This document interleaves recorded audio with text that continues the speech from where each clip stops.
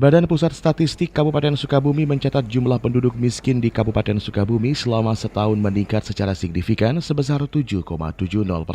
Hal tersebut akibat adanya wabah pandemi COVID-19 yang melanda. Menurut Koordinator Fungsi Statistik Sosial BPS Kabupaten Sukabumi, Kosih Kosasih mengatakan, pada tahun 2021 jumlah penduduk miskin meningkat dari 175,10 ribu jiwa menjadi 194.350 jiwa atau sekitar 7,70% dari 7,9%.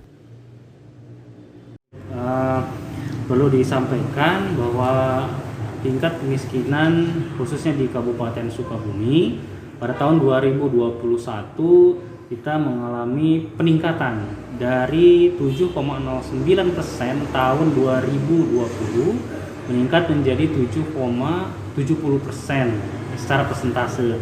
Nah, secara jumlah penduduk ya di sini juga tentunya mengalami peningkatan dari 175,10 ribu jiwa ya menjadi 194,35